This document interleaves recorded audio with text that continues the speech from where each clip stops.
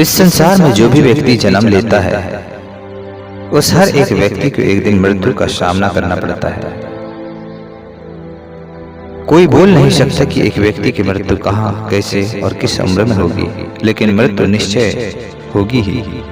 किसी भी उम्र में मृत्यु हो सकती है, किसी भी जगह पर हो सकती है, किसी भी तरह मृत्यु का सामना करना होगा। आपको भी एक दिन मृत्यु का सामना करना पड़ सकता है, यह निश्चय है। कब यह नहीं मालूम, आज या कल या कभी भी हो सकती है, यह हम नहीं बोल सकते।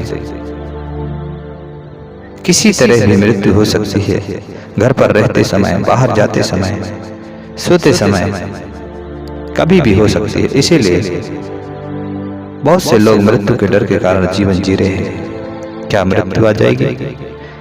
इस डर के साथ वे व्याकुलता से अपना जीवन बिताते हैं। यदि मृत्यु के डर और व्याकुलता से मुक्ति पाना चाहते हो तो आपको यह जानना जरूरी होगा कि मृत्यु के बाद भी एक जीवन है, जो शिक्षा हम बाइबल में पाते हैं। हाँ मेरे प्रियो, मृत्यु के बाद भी एक जीवन है, इसे आपको जानना जरूरी है। इस संसार में हम कुछ ही दिन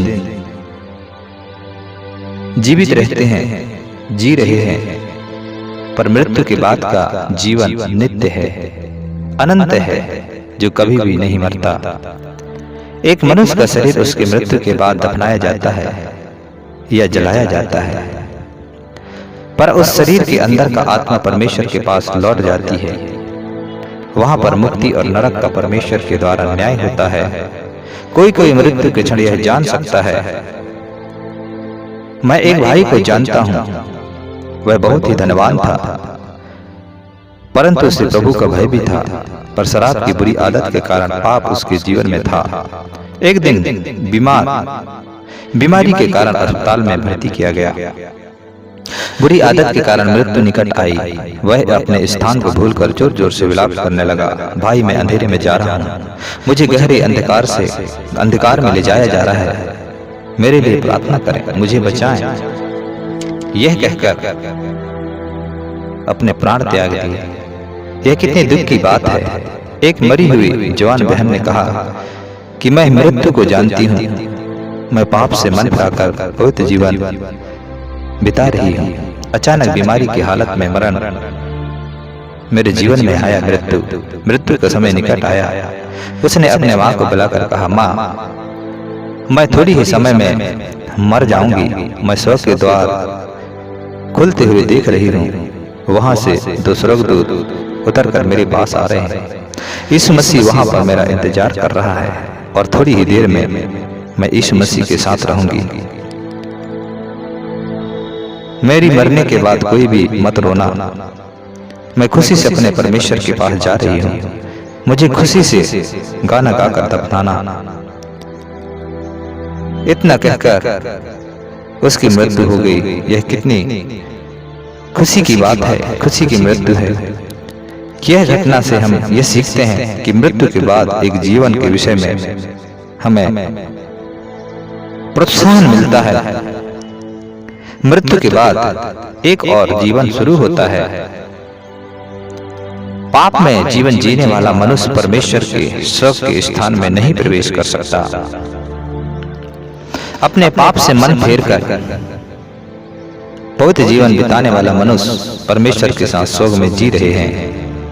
मेरे प्रियो, यदि आपको उस दूसरे जीवन को प्राप्त करना है तो परमेश्वर के अनुसार आपको जीवन जीना होगा, अर्थात पवित्रता से परमेश्वर के उपस्थिति में रहते हुए जीवन जीना होगा। अन्यथा बाइबल प्रकाशित वाक्य 21:8 में लिखा है, परंतु डरपोकों और अविश्वासियों और घिनौनों और हत्यारों और व्यभिचारियों और टोनों और मूर्ति पूजकों और सब झूठों का भाग उस झील में मिलेगा जो आग और गंधक से जलती रहती है। यह दूसरी मृत्यु है। मेरे प्रियो, इन कामों से परमेश्वर नफरत करता है। परमेश्वर का वचन कहता है कि आकाश और पृथ्वी के बीच में सिर्फ एक नाम दिया गया है, वो नाम है यीशु मसीह, जिस नाम में उद्धार है, जिस नाम में छुटकारा है। मेरे प्रियो, यदि आप दूसरी दूसरा जीवन को जो मृत्यु के बाद का जीवन है, जो अनंत काल का जीवन है, जो कभी समाप्त नहीं होने वाला जीवन है, मेरे प्रियो से पाना चाहते हैं तो आपको परमेश्वर के अनुसार पवित्र जीवन जीना है। परमेश्वर के चरणों में बैठकर परमेश्वर से प्रार्थना करना है और विश्वास के साथ, आशा के साथ आगे बढ़ना है मेरे प्रियो, और गलत कामों से आपको दूर रहना है। मेरे लिए, आपके लिए, सारे लोगों के लिए परमेश्वर इस दुनिया में आया। वो किसी जाति, किसी धर्म के लिए नहीं, लेकिन समस्त मानव जाति के लिए प्रभु यीशु मसीह ने इस दुनिया में आया, ताकि हर एक लोग उस जीवन को, अनंत जीवन को प्राप्त कर लें।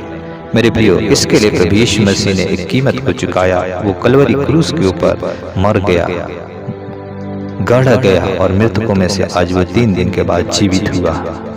आज जीवित है मेरे प्रियो, जो भी उसके ऊपर विश्वास करते हैं। प्रभु का वचन कहता है वो मर भी जाएंगे तो जीएंगे, और यदि यीशु मसीह का आगमन होगा और जो जीवित हैं वो जिंदा ही बदल जाएंगे। मेरे प्रियो, हमारे पास एक धन्य आशा है। हम वहां के लिए तैयार होना है, वहां के लिए सजना है, वहां के लिए हमें अपने धन इकट्ठा करना है, जहां न कभी काई लगता है, जहां न कभी चोर चोरी कर सकता है। अनंत काल का धन, कभी समाप्त न होने वाला इटरनल लाइफ को हमें प्राप्त करना है। मेरे प्रिय, प्रभु का वचन में लिखा है कि वो हमारे लिए एक चिर स्थायी घर को तैयार कर रखा है, जो कभी नाश नहीं होने वाला, हमेशा हमेशा का घर हमारे लिए परमेश्वर तैयार किया है। इसलिए प्रभु के अनुग्रह में बढ़े, पवित्रता में बढ़े, परमेश्वर की इच्छा को पूरी करें, प्रतिदिन प्रभु में आगे बढ़े। प्रभु आप सबों को बहुत ऐसे आशीष प्रदान करे। आमीन।